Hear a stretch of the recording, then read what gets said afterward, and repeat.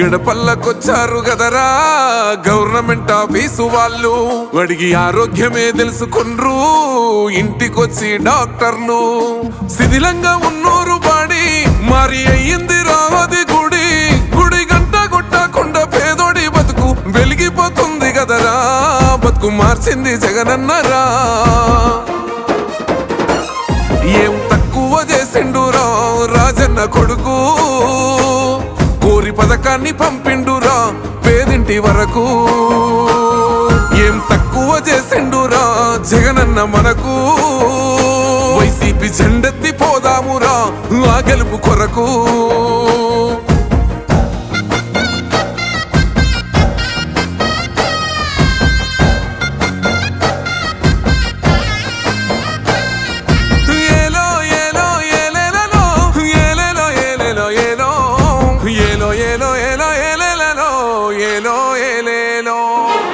పేదింటితో పేగు బంధమే పెనవేసుకున్నాడు జగనన్నరా, మురిసిపోయేల రాజన్నరా. పేదొల్ల పెదవుల్లో నవ్వులే నింపిండు తుడిసిండు కన్నీళ్ళురా, కష్టాల తోడై నిలిసిండురా. ఆనందాలతో అమ్మ ఒడి నింపి తుడిసిండురా కంట తాడి, అవ్వ తాతాలకే పెద్ద కొడుకై కంసోన మెతుకైనాడో, కంటి నిండా కునుకైనాడో. ఏం తక్కువ చేసిండురా రాజన్న కొడుకు, కోరి పథకాన్ని పంపిండురా పేదింటి వరకు. ఏం తక్కువ చేసిండురా జగనన్న మనకు, వైసీపీ జెండెత్తి పోదామురా ఆ గెలుపు కొరకు.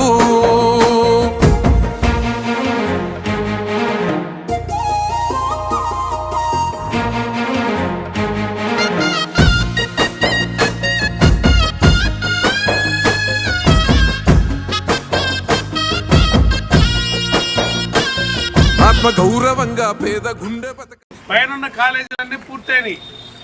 ఒక్కొక్క ఫోటో ఒక్కొక్క మెడికల్ కాలేజీ మన ఒంగోలు రిమ్స్ అంతది, ఒక్కొక్క ఫోటో అది ఏలూరులో, రాజమండ్రిలో, విజయనగరంలో ఇట్లా ఉన్నాయి చూడండి, అన్ని చదువుకోండి. ఇవన్నీ పూర్తయిన కాలేజీలు. ఒక్కోటి మన ఒంగోలు రిమ్స్ హాస్పిటల్ అంతా 2 సంవత్సరాల నుంచి క్లాసులు కూడా నడుస్తున్నాయి, హాస్పిటల్ నడుస్తుంది. ఒక్కోటి 800 పడకల ఆసుపత్రి. తర్వాత కింద ఉన్నాయి కదా 10, ఈ 10 కన్స్ట్రక్షన్లో ఉన్నాయి. అంటే కొన్ని ఈ సంవత్సరం అయిపోవాల్సింది 25కి, కొన్ని వచ్చే సంవత్సరంకి అయిపోవాల్సింది. అంటే మన జగన్మోహన్ రెడ్డి గారి ప్లాన్ ప్రకారంగా నెక్స్ట్ ఇయర్కి అన్ని కాలేజీలు అయిపోవాలా. అయితే ఓటమి ప్రభుత్వం వచ్చినాక వీటన్నింటినీ పూర్తయిన కాలేజీల వరకు ఉన్నాయి. ఈ 2 కాలేజీల్లో కొత్తగా సీట్లు తెచ్చుకుని కాలేజీలు నడపాల్సిందే. జగన్మోహన్ రెడ్డి గారు సీట్లు కావాలని చెప్పి కేంద్ర ప్రభుత్వాన్ని వేస్తే వాళ్ళు సీట్లు కూడా శాంక్షన్ చేశారు. మాకు పని లేదని వీళ్ళు వెనక్కి పంపారు. పులివెందులకను అరకు కాలేజీలకి మాకు క్లాసులు నడపము, మాకు పని లేదు అని చెప్పి వెనక్కి పంపాడు చంద్రబాబు నాయుడు. అంటే అవి కూడా భవిష్యత్తులో అమ్ముకుందామనేమో. ఈ కాలేజీలన్నీ కట్టలేను, ఇవన్నీ ఒక్కోటి 50-60 ఎకరాల్లో 200-300 కోట్లు ఇప్పటికే ఖర్చు పెట్టి సగానున్న కాలేజీలు. ఆ మిగతా డబ్బు పెట్టి నేను పూర్తి చేయలేను, ఇవన్నీ ప్రైవేట్ వాళ్ళకి ఇచ్చేస్తాను, ఎకరం 100 రూపాయల కాడికి అని చెప్తున్నాడు. ఎకరం 100 రూపాయల కాడికి 66 సంవత్సరాలు లీజ్ రాస్తాడంట. రేపు వాళ్ళు సీట్లు కోటి రూపాయల కాడికి అమ్ముకుంటారు మెడికల్ సీట్ని. ఈ జగనన్న పేదవాళ్ళ ఆరోగ్యం కోసం రిమ్స్ ఆసుపత్రి లాంటి కాలేజీలు కట్టి వైద్యం ఒక్కొక్క 800 పడకల ఆసుపత్రి, ప్లస్ మన పిల్లలందరూ చదువుకోవడానికి డాక్టర్లు అవుతారని, పేద పిల్లలు గవర్నమెంట్ కోటాలో బయటకు వస్తారని మంచి ఉద్దేశంతో చేపిస్తే ఇంకొక 5,000 కోట్లు మాత్రమే కొరవ ఆ 10 మెడికల్ కాలేజీలకి. అది పెట్టలేనంటాడు పవన్ కళ్యాణ్, చంద్రబాబు నాయుడు, లోకేష్ సరదాగా తిరగడానికి అయ్యే ఫ్లైట్లు 100 కోట్లు అవుతా ఉన్నాయి. వాళ్ళు అక్కడ విజయవాడ నుంచి పవన్ కళ్యాణ్ గారు విమానంలో వస్తాడు, ఆయన స్పెషల్ ఫ్లైట్. అక్కడి నుంచి హెలికాప్టర్లో చంద్రబాబు నాయుడు ఏ ఊరు పోయిరమ్మంటే ఆ ఊరు పోతాడు డైలాగులు చెప్పడానికి. మళ్ళీ తిరిగి అక్కడ పోతే మళ్ళీ ఆ విమానం ఈయన కోసం ఎదురు చూస్తుంటుంది, అది మళ్ళీ తీసుకొని పోయి హైదరాబాద్లో వదిలిపెట్టింది. ఇట్లా వాళ్ళు గాయ చేస్తారు. ఖర్చు నెలకు 60-70 కోట్లు, అంటే సంవత్సరానికి 600 కోట్లు వీళ్ళు దుబారా డబ్బులు చేస్తున్నారు, దుబారాగా చేస్తున్నారు డబ్బులు. ఈ 5 ఏళ్ళు దుబారా తగ్గించుకుంటే ఈ మెడికల్ కాలేజీలో వస్తాయి. ఈ 10 మెడికల్ కాలేజీల కింద ఉన్న 10 మెడికల్ కాలేజీలో 8,000 పడకల ఆసుపత్రులు వస్తాయి. 8,000 పడకలు. రోజుకు ఒక్కొక్క ఆసుపత్రి 2-3 వేల మందికి ఓపీలు చూడగలదు ఫ్రీగా. మనం ఇవాళ ప్రైవేటు హాస్పిటల్కి వెళ్తే టెస్టుల పేరుతోటి 5,000, 10,000. మామూలు జ్వరం వెళ్తే, మామూలు జ్వరం వస్తే డెంగ్యూ జ్వరమా, టైఫాయిడా, మలేరియానా, రక్త పరీక్షలు 10 రకాల పరీక్షలు రాసి 5 నుంచి 10 ఏళ్ళు గాయ చేసుకొని వాళ్ళు బిల్లలు ఇస్తే ఆ బిల్లలు మిగితే కానీ మనం జబ్బు తగ్గినట్టుగా మనం భావిస్తున్నాం. ప్రభుత్వ ఆసుపత్రి మీద నమ్మకం పోయింది, ప్రభుత్వ స్కూళ్ళ మీద నమ్మకం పోయింది. పేదవాళ్ళకి కానీ మధ్యతరగతి వర్గానికి కానీ మన కష్టం మనం చేసుకుంటా, మన వ్యవసాయం మనం చేసుకుంటా, కుటుంబాలు ఇబ్బంది పడేది ఎక్కడంటే మన కుటుంబ సభ్యులు ఎవరికన్నా అనారోగ్యం పాలైతే లక్షల రూపాయలు కట్టలేక కుటుంబాలు ఒకసారిగా హతాశలు అవుతున్నారు.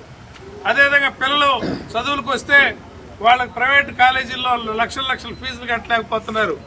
ఈ రెండు కూడా ఉచితంగా ఉంటే ప్రతి కుటుంబం బాగుంటుందని రాజశేఖర రెడ్డి గారు ఆ రోజు ఆయన ఫీజు రింబర్స్మెంట్ పెడితే ఇవాళ జగనన్న చిన్న కాన్వెంట్ల కాడి నుంచి ఇంగ్లీష్ మీడియం నేర్పించి పిల్లలందరికీ పెద్ద చదువులు చదివించాలని మంచి ఉద్దేశంతో అమ్మఒడి పథకం పెట్టి ఎవరైతే తల్లులు బడికి పంపించలేరో, అంటే పిల్లాడిని కూడా తోడు తీసుకెళ్తే వాడికి ఒక 100 రూపాయలు కూలొత్తి అనుకుంటారో వాళ్ళకు కూడా ఎదురు డబ్బులు ఇచ్చి బడికి తీసుకెళ్ళి వాళ్ళకి యూనిఫామ్ కుట్టించి, బెల్ట్ కొనిచ్చి, బూట్లు కొనిచ్చి, బ్యాగులు ఇచ్చి, పైతిండి పెట్టి, మధ్యాహ్న భోజనం పెట్టి, మంచి భోజనం బీపీటీ బియ్యంతో పెట్టి వాళ్ళ పిల్లల్ని తన బిడ్డలాలు సాగితే ఇవాళ మళ్ళీ మనందరికీ తెలుసు ప్రభుత్వ స్కూళ్ళన్నీ సీట్లు దొరక్కపోయినాయి. జగన్మోహన్ రెడ్డి గారి హయాంలో ప్రభుత్వ స్కూళ్ళ మీద ఒక నమ్మకం వచ్చి కాన్వెంట్లు మూతపడే తీసుకొచ్చినాయి. ప్రభుత్వ స్కూళ్ళకి డిమాండ్ వస్తే మళ్ళీ ఈ మహానుభావుడు రావటం, మళ్ళీ నారాయణ చైతన్య లాంటి వాళ్ళు వీళ్ళందరూ ఆయన అనునాయులు. వాళ్ళ కోసం విద్యా వ్యవస్థను మొత్తం కాజేసి వదిలిపెట్టాడు గత 2-2.5 దశాబ్దాలుగా. మనందరికి గుర్తుంటుంది, చంద్రబాబు నాయుడు తన ప్రచార పిచ్చి కోసం జన్మభూమి అని, మానవహారాలని, వీటి పారిశుద్ధ్య పనులు కానీ పిల్లల్ని రోడ్ల మీద పెట్టి చింపించడం, పిల్లలు నడిగంటలో మానవహారాలు నిలబెడతా ఉంటే ఎండల్లో పిల్లలు స్రోదెప్పి పడిపోవటం చూసాం మనం ఆయన ముఖ్యమంత్రిగా ఉన్న మొదటి 10 ఏళ్లలో. అదేవిధంగా తర్వాత ఇక బడి పంతులందరికీ ఏమన్నా విలేజ్ సర్వేలు, బడి పంతులందరికీ వేరే డ్యూటీలు, ఓటర్ లిస్ట్ ఎంక్వైరీ చేయటం, ఇతర పనులు విఆర్ఓలు విఏఓలు చేసే పనులన్నీ బడి పంతులకు చెప్పేవాడు. అంటే స్కూళ్ళకేమో పంతులు వెళ్ళలేరు, పిల్లలు దొరికినప్పుడు ఏమన్నా రోడ్ల మీద నిలబెడుతునేసరికి ఈ విద్యా వ్యవస్థ మీద నమ్మకం పోయి పిల్లలు ఈ బడికి పంపిస్తే బడి రాదని చెప్పి ఇంటర్మీడియట్ ఫెయిల్ అయినా సరే ప్రైవేట్ కాన్వెంట్ వాళ్ళు ఇంటర్మీడియట్ ఫెయిల్ అయిన వాళ్ళు కాన్వెంట్లు పెట్టుకున్నా వాళ్ళ దగ్గర వేలకు ఫీజులు కట్టారు తప్ప పిల్లలు చేర్చి తల్లిదండ్రులు ప్రభుత్వ విద్యా వ్యవస్థ మీద నమ్మకం పోగొట్టుకున్నారు ఈ మహానుభావుడి ప్రభుత్వంలో. అదేవిధంగా వైద్యం కూడా ప్రైవేట్ వాళ్ళని ప్రోత్సహించి ప్రభుత్వ దవాఖానాల మీద నమ్మకం పోగొట్టాడు. కానీ జగన్మోహన్ రెడ్డి గారు, రాజశేఖర రెడ్డి గారు విద్యా వ్యవస్థను బలపరిచి మధ్యతరగతి వాళ్ళు, పేదలందరినీ కుటుంబాలకి మంచి స్కూళ్ళు, కాన్వెంట్లు, స్కూళ్ళు, అదే మంచి ప్రమాణాలతో కూడిన చదువు ఉండాలని ఆయన రావటం, జగనన్న నాడు నేడు స్కూళ్ళు పెట్టి మన ఊళ్ళల్లో బళ్ళన్నీ బాగు చేసింది మీ అందరికీ తెలుసు. అదేవిధంగా మెడికల్ కాలేజ్ ఇంత గొప్ప కార్యక్రమం. మన కరోనా టైంలో మంచాలు దొరక్క కరోనా వచ్చిన పేషెంట్లకి బెడ్లు దొరకలా, రికమెండేషన్లు చేయించుకోవాల్సి వచ్చేది. ప్రైవేట్ చిన్న ఆసుపత్రుల్లో కూడా వేలకు లక్షలు గుంజారు మంచాలు దొరక్క. ఆ టైంలో మనందరూ తెలిసి ఎంత డబ్బులు పోగొట్టుకున్నామో. ఆ టైంలో పెరుగుతున్న జనాభాకు తగినట్టుగా ప్రభుత్వ మెడికల్ వసతులు లేవని, ప్రభుత్వ వైద్యశాలలో వసతులు లేవని మెడికల్ కాలేజీలు మొదలుపెట్టాడు, 17 మెడికల్ కాలేజీలు. అదేవిధంగా మనకు తెలుసు ప్రతి ఊర్లో విలేజ్ క్లినిక్లు కట్టారు కదా, ఈ ఊర్లో కూడా హాస్పిటల్ కట్టారు కదా. మనందరికి రైతు భరోసా కేంద్రం పెట్టి వ్యవసాయానికి సపోర్ట్గా విత్తనాల్లో క్వాలిటీ, ఎరువుల్లో క్వాలిటీ, పురుగు మందుల్లో క్వాలిటీ, మళ్ళీ ప్రభుత్వ బాధ్యత తీసుకోవటం, క్రాప్ ఇన్సూరెన్స్ చేయటం, అంటే ప్రతి కుటుంబానికి భద్రత, విద్యా, వైద్యంలో, వ్యవసాయంలో ప్రతి దాంట్లో ప్రభుత్వం అంటే అది. అన్ని గాలికి వదిలేసి లీజులకు ఇస్తానని చెప్పి ప్రైవేట్ వాళ్ళకి అప్పచెప్పి వాళ్ళ దగ్గర డబ్బులు తీసుకొని పెద్ద పేపర్లో యాడ్లు ఇచ్చుకొని అంతా మంచి ప్రభుత్వం అంట, ఇది మంచి ప్రభుత్వం అంట. వాళ్ళు చెప్తారు, మనం వినాలా. వాళ్ళు డబ్బులు ఇచ్చి లక్షలు డబ్బులు ఇచ్చి పేపర్లో మంచి ప్రభుత్వం అని ఇచ్చుకుంటే పిచ్చి జనమా మనం ఏమన్నా? అందుకే ఏడాది కాలంలోనే ఈ ప్రభుత్వం మీద తిరుగుబాటు మొదలైంది. మనమందరం కూడా ఈ కాలేజీలని, ఇది మన ఆస్తి, జగనన్న పెట్టి ఒక్కొక్క 50 ఎకరాల్లో కోట్ల రూపాయలు ఖరీదు గల స్థలాల్లో 100 కోట్లు ఖర్చు పెట్టి కట్టిన కాలేజీలు మనం ఆపుకుంటే కానీ రేపు మన పిల్లలు ఎవరన్నా డాక్టర్లు చదవాలన్నా, మనలాంటి వాళ్ళు వైద్యం చేయించుకోవాలన్నా ఈ అవకాశాన్ని పోగొట్టుకోకూడదని, ఇటువంటి అమ్ముకోనివ్వకుండా మనం అడ్డుకుందామని మీ అందరికీ కోటి సంతకాల సేకరణ చెప్పి జగనన్న ఇచ్చిన పిలుపు మేరకు రాష్ట్ర వ్యాప్తంగా మన నాయకత్వం మొత్తం తిరిగి ప్రచారం చేస్తూ ఉన్నాం. మీరు కూడా బాధ్యతగా మన గ్రామ కమిటీ సభ్యులు ఎవరైతే ఉన్నారో, వెంకటేష్, మన గ్రామ కమిటీ, యూత్ కమిటీలు అందరూ ఏ వార్డుకి ఆ వార్డు తలా 200 పేపర్లు తీసుకొని మీ గ్రామంలో 2000 పేపర్లతోటి 2000 సంతకాలు పెట్టి 2-3 రోజులు ఇవ్వండి. ఎందుకంటే ఒకరు చేయాలంటే అవ్వదు, ఇది అందరిని ఇన్వాల్వ్ చేసి ప్రతి ఒక్కరు బాధ్యతగా పార్టీలో పనిచేస్తారు, ప్రతి ఒక్కరికి బాధ్యత. ఇవాళ మనం మొదలు పెడతాం కాబట్టి రేపు మీ పని పంచుకోండి, ఏ వార్డుకి ఆ వార్డు ఎవరెవరు బాధ్యతలో తేల్చుకోండి. 2 రోజుల్లో ఈ పని పూర్తి చేసి మా అందరికి సంతకాలు పంపిస్తే ఇవి జగనన్నకు చేరిస్తే జగనన్న గవర్నర్ గారికి చేర్చి ప్రజాభిప్రాయాన్ని తెలియజేసి ఆపే ప్రయత్నం చేద్దామని మీ ముందుకు వచ్చాం. మీరందరూ సహకరించాలని కోరుకుంటూ, కొత్తపట్నంలో చాలా సంతోషం.